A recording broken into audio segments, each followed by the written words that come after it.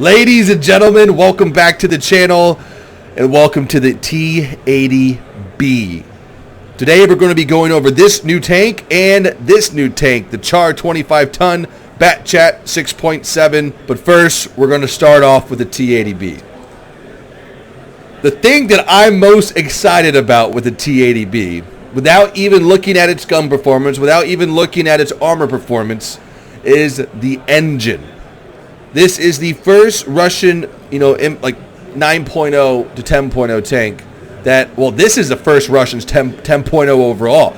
Russia now is might be able to compete with the Leopard Type 90 and the Abrams spam. We'll just have to wait and see how it performs. But this thing has a gas turbine. 2,100 horsepower? I don't think that's right. I don't think that's right at all. Take everything you see in these videos with a grain of salt. These are early builds for these vehicle models. I don't want to imagine what a 2,000 horsepower Abrams could do. Because I believe the Abrams is rated at like 1,200 shaft horsepower, which is pretty much the same thing as horsepower.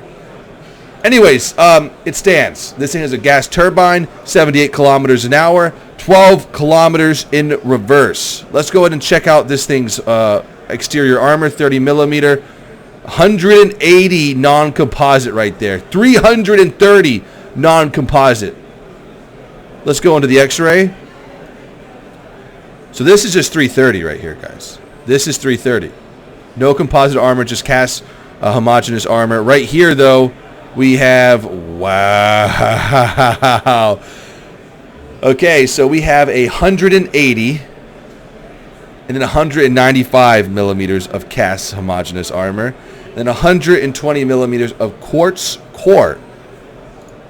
Front armor, wow, okay, 60 high hardness rolled armor, 60 millimeters high hardness rolled armor 45, and textilite. Okay, let's hop into that armor viewer here. So let's say let's go deal with an Abrams first. So we're at about 1,000 meters away from an M1 Abrams. Let's have him use his strongest round, which should be this one down here. Okay, 415, 1,000 meters.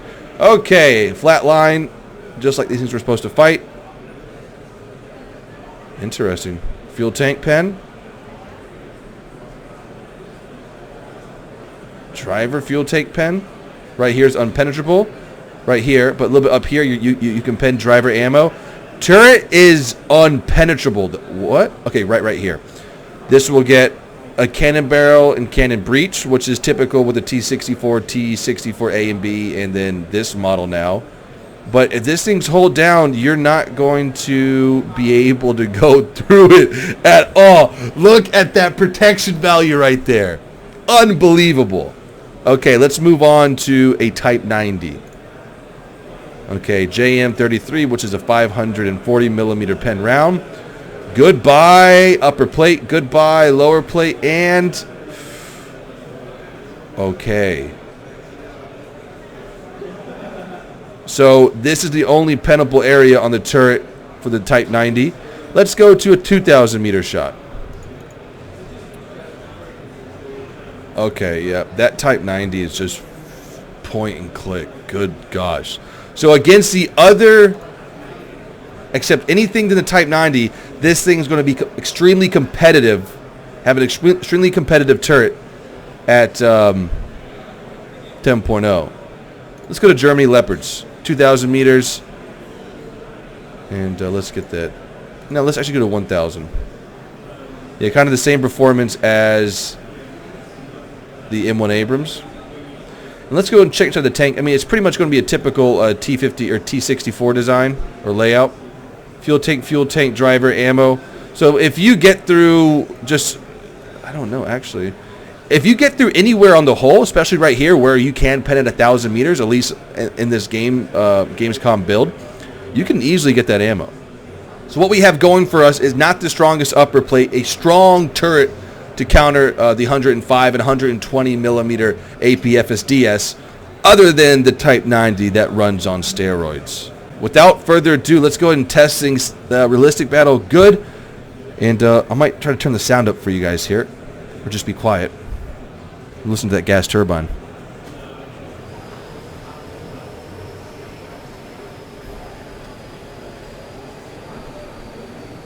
Sounds nice. Sounds really, really nice. Oh, guys, we didn't check the shells out, but I assume it's going to be kind of like the same thing as the T-64B, but I could be wrong. They could have added, you know, some more stuff. Yeah, okay, so it's going to be the same as the holy shit, T-64B.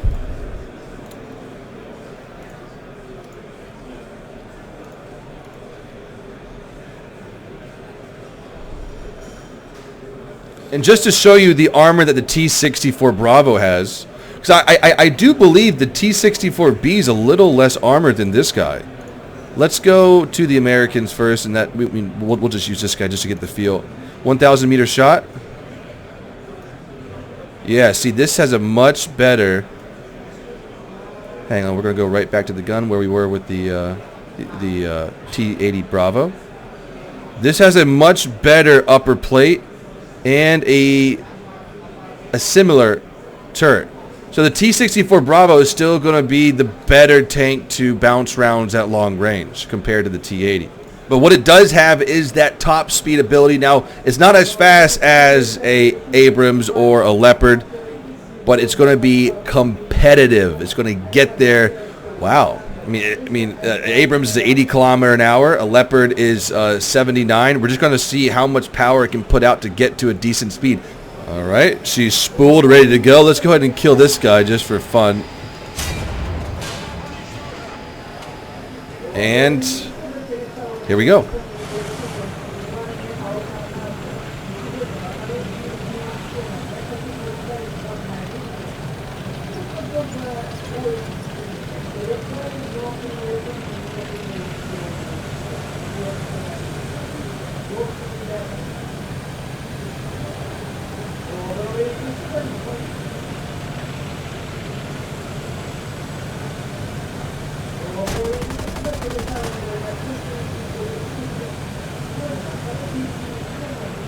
Yeah, it stays about around 50 kilometers an hour off-road.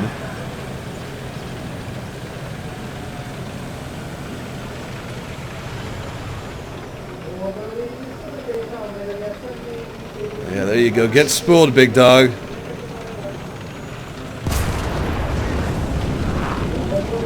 Great acceleration from 20 to around 40 kilometers an hour. And then it just can't get enough mustard in 7th gear to bypass 50 kilometers an hour.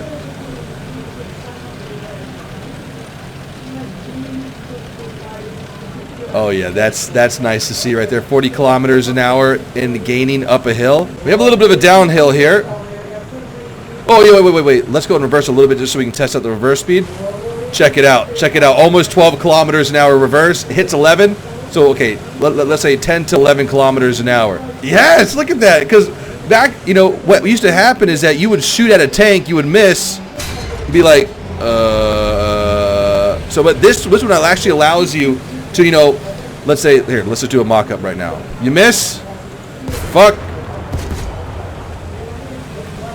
So it allows you to really get out of that trajectory of your round. So in case they want to put an incoming fire, you're going to be able to move a lot faster than you did before.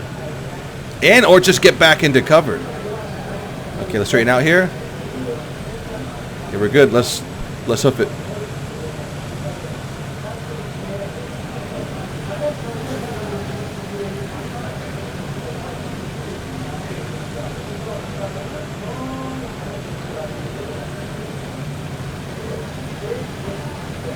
Yeah, the power output is just super drastically decreased once you hit 7 or 8 gear.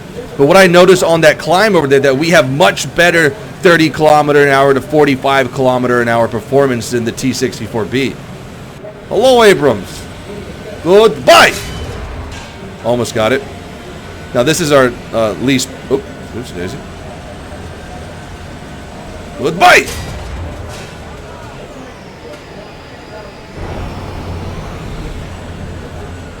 Goodbye. Alright, we're gonna get our best pen roundup. 475. See you later, comrade. Skadoosh. Ooh, and that, yeah, wow. Much more maneuverable on the traversing side of things.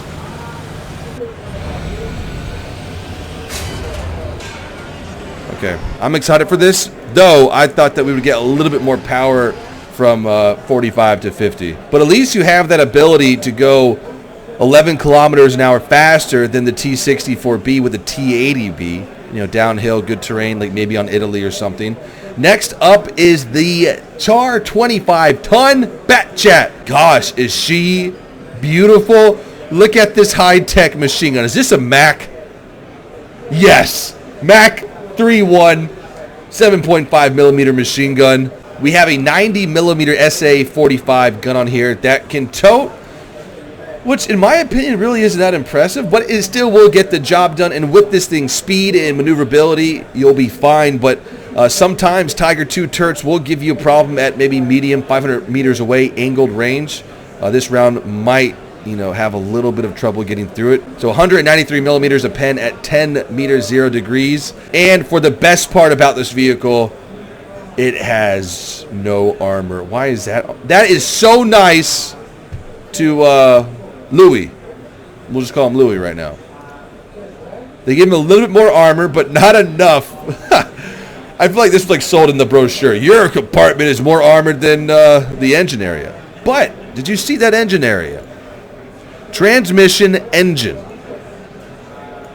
I don't know about you guys, but a lot of rounds will get chewed up in the transmission block and then the engine block. It will stop. So where you want to shoot, now sometimes it won't. It depends on what rounds you use, but at 6.7, you know, you're only going to see beginning APDS.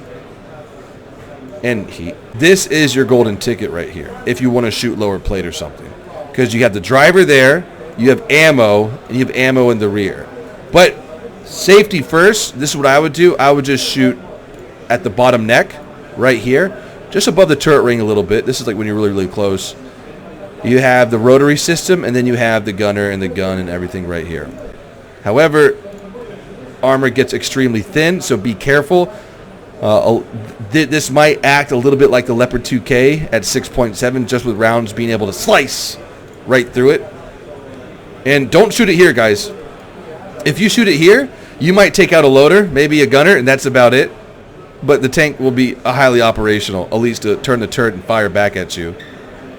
If you don't, you know, kill the gunner one shot. No ammo, nothing really important, no engine. So yeah, I would highly suggest shooting either here or to the right lower plate or upper plate. Reload rate 6.7, and we're going to have a maximum of 52 rounds of ammunition. Okay, let's totally bounce on this. Oh, this is HE anyways. Well, let's get this thing up to speed. Ooh, nice early acceleration.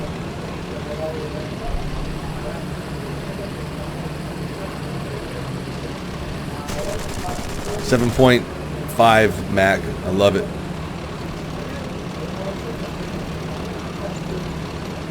Yeah, this thing's going to be a little deadly, but I think 6.7 is a fantastic BR for this. It's going to give Leo's nightmares. Yeah, I knew that was going to happen. Nice track armor, butthole.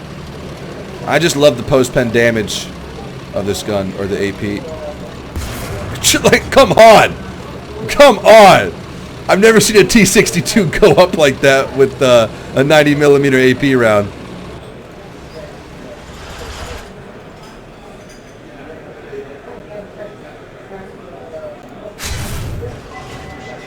There you go, gun barrel's done. Let's check traverse rate. No neutral steering, but still extremely maneuverable. Reverse rate. Whoa. Whoa. I actually face-palmed right there for a second, because I thought it was 3 kilometers an hour. Okay, this is going to be a very, very good tank, but just easy to kill all over. You have ammo right there, sir? Yes, you do. So pretty much what this is, at least from just playing it, you know, for the short time I have to record at Gamescom, It feels like a Lorraine, but a faster Lorraine, a slower reloading Lorraine, and a lower or a smaller gun. This is a 90 millimeter. The Lorraine has a 100 millimeter. But compared to the other light tanks in the game, this is going to be the most effective one for the French nation, in my opinion, right now. At least in my experience, the AMX-13s are good on paper, but they struggle in mobility department and sometimes top speed. They don't build RPMs well. Oh, that's pretty cool. This is pretty much just a double AMX-13 and double the, well, a little bit more horsepower as well. And classified as a light tank, we have that spotting ability. So not only can you bring the Lorraine's, air quotes, firepower, but you also can spot for your team. While if you do get in a bad situation, or you start getting cornered and you don't want to shoot, you don't want to give away your position, you can start tapping and flagging enemies for the rest of your team to come in and deal with them. This thing's going to be extremely deadly if played with extreme flanking in mind. Fellas, I hope you haven't... Jesus Christ, sorry about that. But guys, I hope you have enjoyed this Gamescom footage. Maybe there will be more. This is only the second day. We have one more day here. Maybe we'll see more, and I will let you guys know. Again, thank you guys for hanging out. Thank you for the support. Have a great day. Peace out.